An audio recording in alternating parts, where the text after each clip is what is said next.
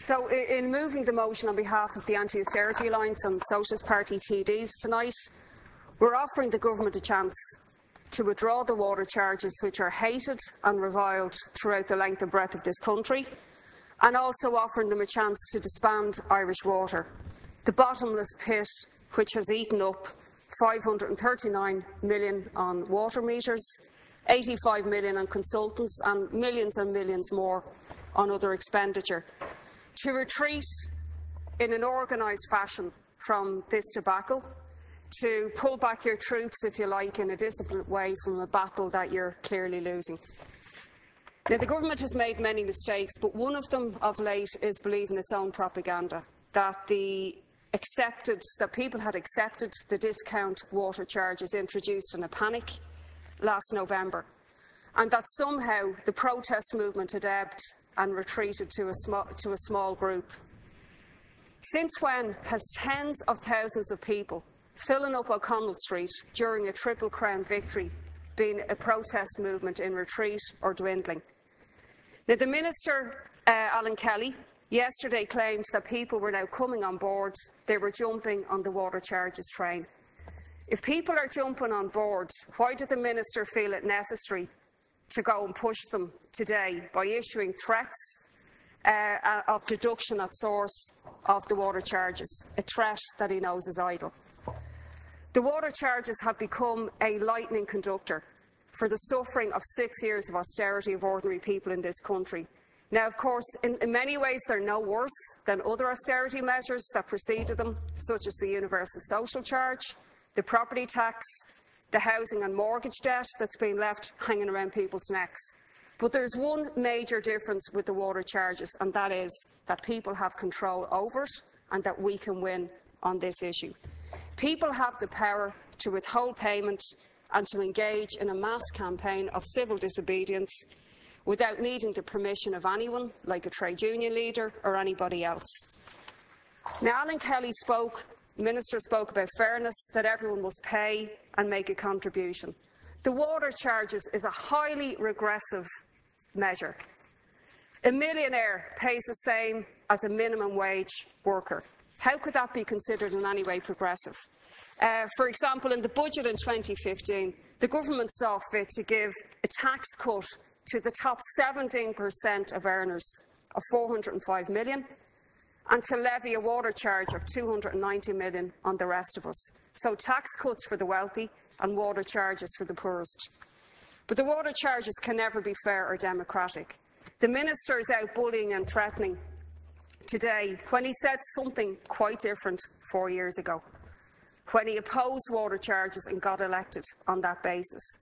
Now, people have marched, people have been demonised by this government, people have been arrested and jailed.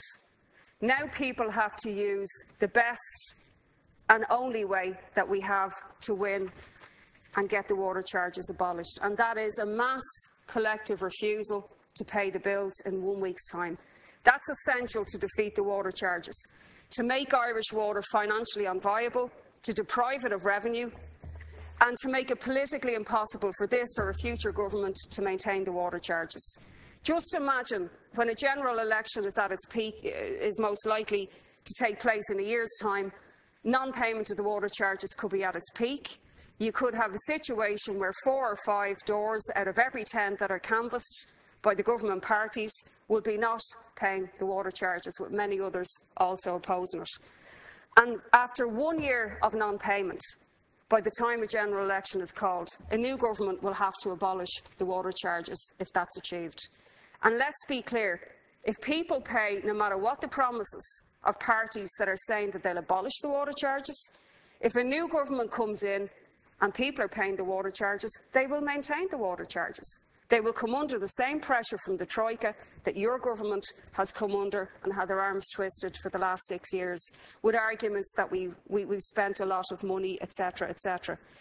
But it's mass non-payment of the bills that will render any of these threats absolutely useless and perilous.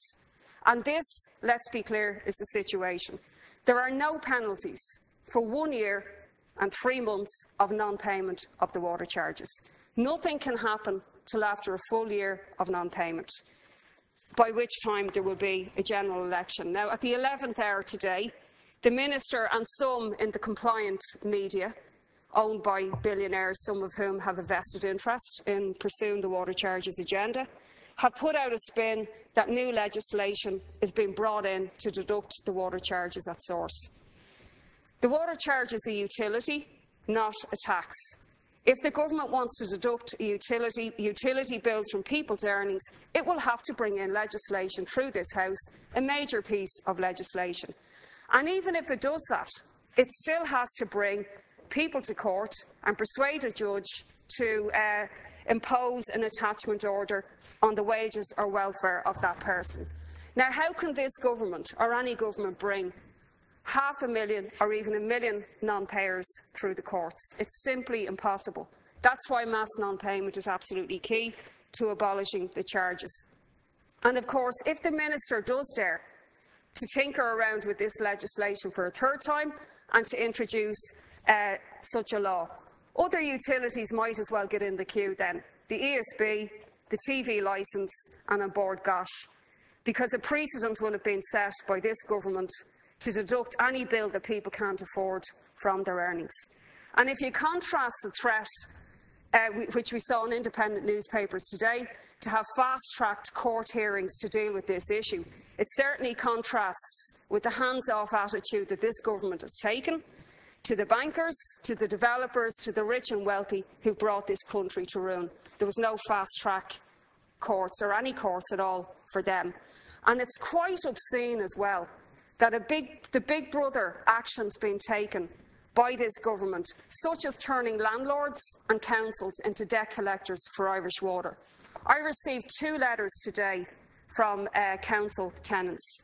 One is 80 years old. He's now a tenant of TUA, a housing agency, which many people are.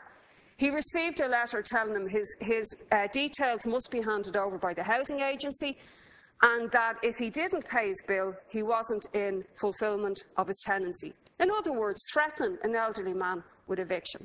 It's absolutely outrageous carry-on for this government. I also was sent this letter by somebody who received it from Clwyd, who are legally bound now to pass the details over of their tenants.